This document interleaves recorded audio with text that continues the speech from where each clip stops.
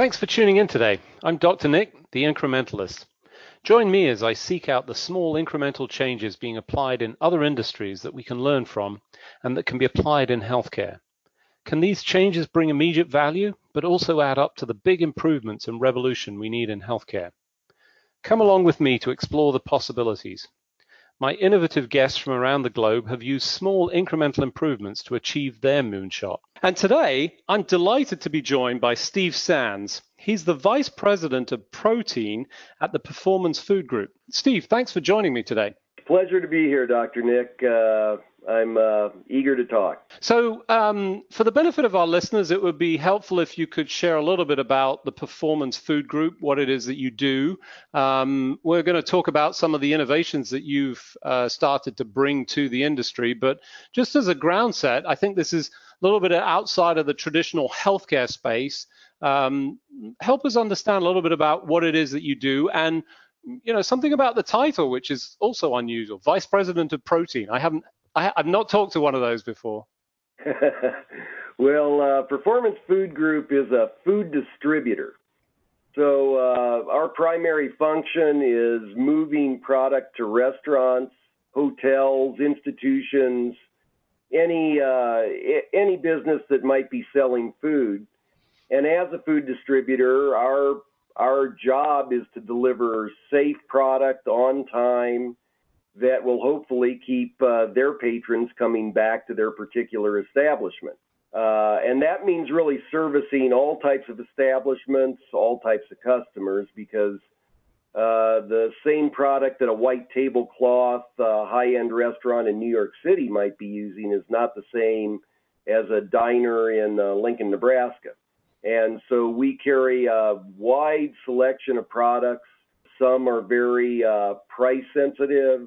Some are very gourmet. Some are very exclusive in terms of organic production. It all depends what that customer is looking for. And then our job is to procure it, store it, get it to the restaurant on time, and make sure that restaurant isn't running out of their products. So, I mean, this is really, the food chain that many of us, I think, I'm certainly one of those that take for granted. I think there's lots of complexity in that chain in terms of, the start to the finish. There's everything from the origins all the way through to keeping, storing, distribution, timeliness, obviously cost is a factor. I think you've been in this space for a long time.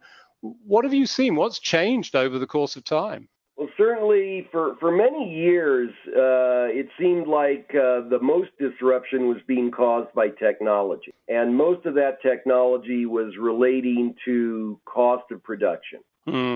So a lot of research at land-grant universities related to yield, rate of gain. How do we put product out faster, cheaper, at higher yield? And that's because, post-World War II, feeding the world was a primary concern of the United States, was really a breadbasket for the world in many respects, and still is. But probably now the biggest disruption, other than the disruptions that never stop, like weather, can be a constant disruption. Certainly the floods have an impact. The African swine flu that's currently occurring in China, very disruptive factor. They've culled almost 120 million hogs out of their national herd.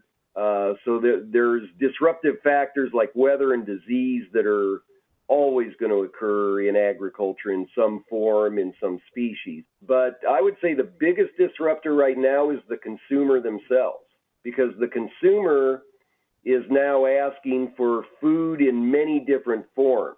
For a long time, food was considered more of a commodity. Our system was designed to deliver large-scale, interchangeable products at high volume. And as a consequence, we drove food costs in this country to a very low level. We pay less for our food than any other country in the world. Less than 7% of our total income goes for food. Second to us is Singapore, actually. But we have an extremely low-cost food supply, but now the consumer is asking for more than just calories and fuel. They're asking for food to be raised in specific ways, and it's not one ubiquitous consumer anymore. So you have some consumers that are oriented toward price, and that will probably always be the largest segment of the consuming public is price, because a lot of people live paycheck to paycheck. But there's a whole nother segment that says, I don't care about price, I want eating quality. I want it fat, I want it prime, but I'm concerned about gourmet eating experience. That's a whole different segment, and it calls for a whole different supply chain to react to that segment. Now you've got grass-fed, which is growing rapidly, and a whole segment of people that say, my first concern is the health of the planet.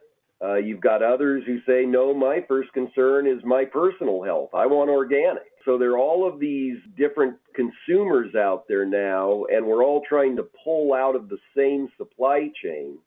And it's heretofore that's become a sorting mechanism. And that sorting mechanism is not meeting the consumer's desire for authenticity in the label claims, nor is it efficient in producing the desired product. You know, and you bring up an interesting term. I've not heard it, but I like that. It sort of captures exactly the challenge around some of this, the label claims. So great, it's grass-fed or it's organic. You know, establishing that is, well, it's a sticker. But that was what really intrigued me as I heard about some of the things that you're doing. Tell us a little bit about the process that you've been going through at the Performance Food Group that's starting to allow us to be able to track these groups back to the origins and prove that point. Thanks for the opportunity, because I think this whole idea of authenticity is critical to the food industry. If we're to maintain the trust of the consumer, we have to do what we're saying we're doing. We have to produce to their expectations. And most of your label claims today are based on an affidavit system, right, where it's only as good as the producer who's signing that affidavit. There's really no objective tests. There's no auditability. If a person says, yeah, this is grass-fed and signs an affidavit, that's good enough for USDA to call it grass-fed. Right. And when we started down this road about 10 years ago of producing products designed from literally conception on to produce specific products for specific consumers, we started with the premise that, well, if we're going to make label claims, we'd better audit the farmers. We'd better show up physically on their farm and make sure they're doing what they say they're doing. And that relates to everything from the feed that they're using, the medicines that they're using. We started disallowing certain steroids that we felt were negative to the animal or negative to eating quality. We mandate certain feed ingredients that we think help improve the animal's gut health, therefore making a healthier animal that'll produce better beef. We have audit points that relate to sustainability. How are they disposing of their waste? Is it going into watersheds, or is it going on to fields as fertilizer? So we have humane treatment audit points where we're looking at, do they use electric cattle prods? If they do, that's not allowed. They're kicked out of our program. So all of these audit points funneled into our end game, which the first brand that we launched in this respect was Braveheart.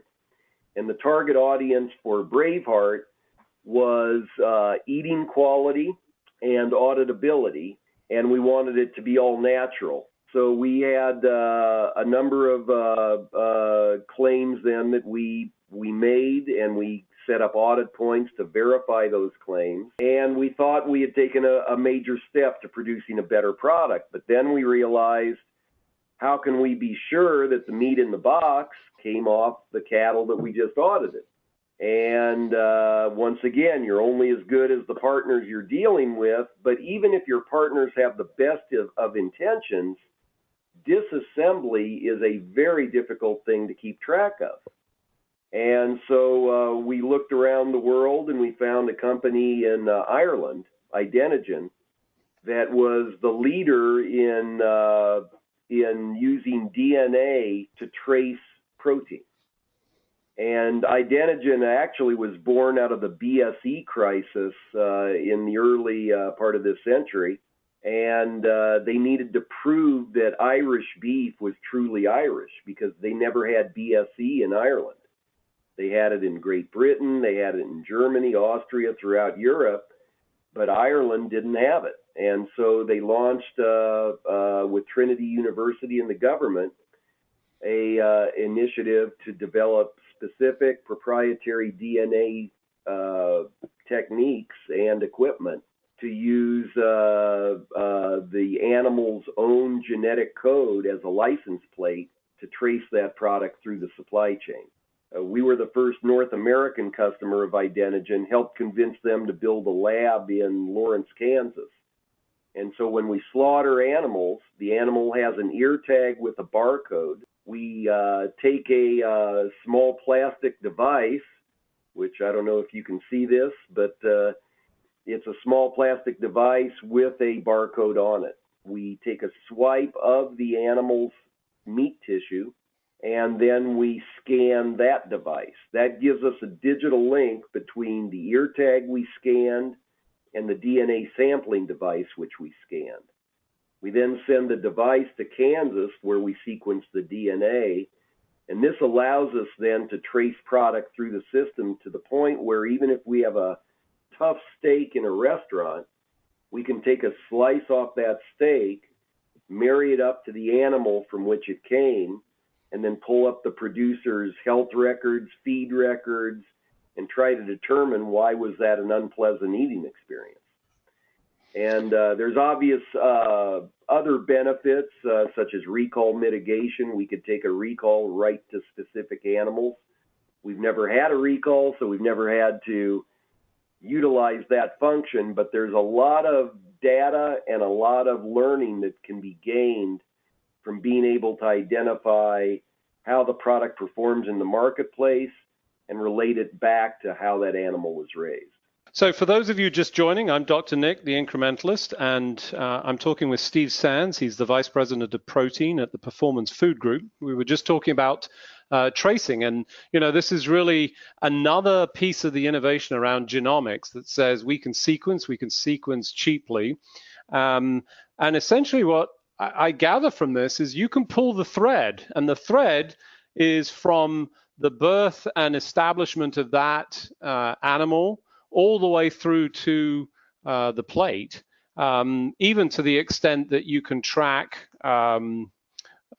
poor outcomes at a restaurant and sample and go back and prove and say that this was actually the same animal that it was set out to be. So really just a solid line of evidence that allows you to trace things back. And what's really intriguing about that, so you mentioned a couple of things talking about safety and recalls. I think we have this sort of broad brush approach. We've had numerous recalls in the food industry across, many areas. I think most people are probably familiar with them. And it's this product from this manufacturer, pull everything. And I think your instance of this is it's much more narrow than that at this point. So instead of pulling everything, you've got the ability to narrow it down and be safe. Not that you've had any recalls. Tell us a little bit about that. We like to say that we can improve what we don't measure, and we can't measure what we don't trace. And so being able to relate the food quality back to the producer, it's very similar being able to relate food safety back to the producer, because sometimes when we're sequencing the DNA, we're looking for traits like Angus. We like Angus from the eating quality. But we're also looking for negative breeds. We're also looking for perhaps which animals may shed more E. coli than other animals, because all animals don't shed equally. So, and then we scorecard our farmers, because we want that information to return to them. We don't charge them for the information. We share the information. because we want them to improve their herds. And if we're seeing repeated problems with a certain farmer, that indicates he'd better be looking at a different source of supply for his bulls or for his incoming product. And so we're constantly working with the entire supply chain, sharing information up and down the supply chain so that we all can work toward a better product and a more sustainable future. And I believe sustainability starts with economics. Every partner has to be doing well, or the supply chain will fall apart. Right, and you highlight one of my favorite quotes, but I think it's misquoted to Lord Kelvin, what you don't measure, you can't improve. But, this is absolutely improvement. And I think some of the other things that come out of this is your capacity to find the feedback mechanism on the final outcome or output and track it back to treatment. You talked about E. coli, so I think many people are familiar with that and, some of the challenges we've had with that in the food supply. But, when you think about kindness and, some of the mechanisms that we treat, I think you're able now to start to link that back and say, well, gosh, if we perform a better, more humane process, that results in better outcomes all around, and you can prove it at this point. I'm not saying that that's necessarily the case. I'm intrigued about your sort of thoughts around that. No, I think it is actually probably proven at this point that happier animals produce higher yielding, higher quality product. And that's due to stress is bad for any living organism. And right. And so, for example, one of the most stressful parts of that animal's life is its ride to market. They're packed into a semi rolling down a highway. It might be 100 degrees beating down on that tractor trailer. And so we have a specification that says animals can only travel so far to market. And that limits the stress on the animal, and we've been able to document that improves our grading quality of our respective animals. So many programs will haul, let's say, a steer 1,000 miles to its point of slaughter. We have a specification that says that animal cannot travel more than 200 miles. And that's based on how long it would take, the comfort of the animal, the ability to get out and walk around just like a person in a long car ride. You want to stretch your legs. You want to go out and get a drink of water. And so we have specifications that get that detailed as to how the animal is transported and even how it's unloaded. So this is, it's really intriguing. So, not only have you seen this sort of incremental step that, takes from the original concept that you built on, which was said, let's go back and look at source, but now we've got to prove it. But now you've got a feedback mechanism. You're sharing that with the various elements of the supply chain so that everybody's invested. I mean, I love these sort of small steps of process. What about other food groups? Well, now we're extending this across other beef brands. So, for example, now we have a DNA traceable grass-fed program. Once again, domestic production. It's based on multi-paddock grazing so that you never graze out a field.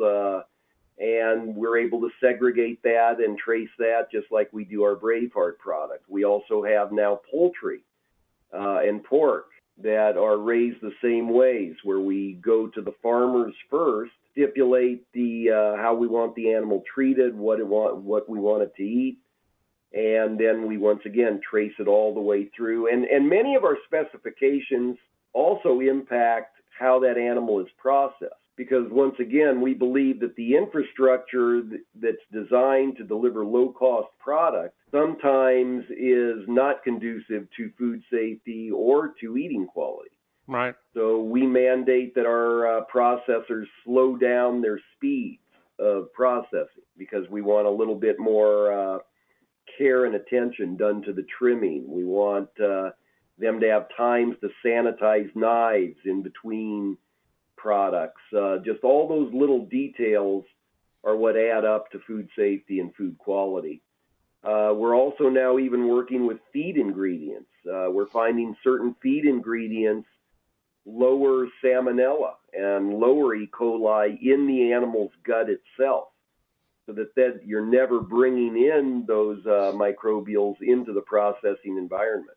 So we're finding both feed ingredients that are negative and positive, just like we have found medications. Some are negative, and we have disallowed them because we don't believe, even though they're legal, we don't believe it's conducive to either food safety or animal welfare or eating quality. So it's essentially, approaching this from the broader perspective of different needs, different demands from, all of those groups that you described. Using the data, I think that's the important thing, and, down to a level of detail that I think prior to this IdentiGEN and genomic sequencing was probably, I don't want to say impossible, but certainly very, very challenging from a proof standpoint. As you look back, you've been part of this journey for a very long time. You've obviously watched it. Were there any specific learning points of, things that you learned through? I mean, I listened to you and I'm thinking, wow, I had never thought about, from a standpoint of pasture, overfeeding on it. But, that's clearly something that you've learned through the way. As you think through those little steps, anything really jump out at you as to the learning points of improvements that you've made through this time? Well, probably the primary learning is that you really do have to have your partners back. The commodity food model is based upon barter and negotiation, and one segment of the industry beating up on another segment to get best cost of production. And we're finding we can achieve just as good cost reduction, but better quality product through supply chain cooperation than the traditional production agriculture model of different segments of the industry trying to gain leverage over the other segment. We truly view this as a partnership, and we are as concerned with that farmer's profitability as we are our own. We have to be just as concerned with that restaurant's profitability. If they're not selling product, we're not selling product. So we really are on the same team, but historically, those various parts of the supply chain never cooperated and, frankly, didn't even communicate with each other. Fantastic. So we're almost out of time. Any closing thoughts about what's coming? You've talked about the different groups, poultry. One of the areas that I think about is fish. Is there any thinking around that as a protein source and being able to apply this as well? We're absolutely in the midst of applying this to fish as well, because what we're finding once again is all producers aren't created equal. All fish farming isn't created equal. You have to find the good ones, hold them accountable, establish reasonable specifications that don't price the product out for the majority of your customers. But tracing product and holding the supply chain accountable is fundamental to improvement. Fantastic. So unfortunately, we've run out of time.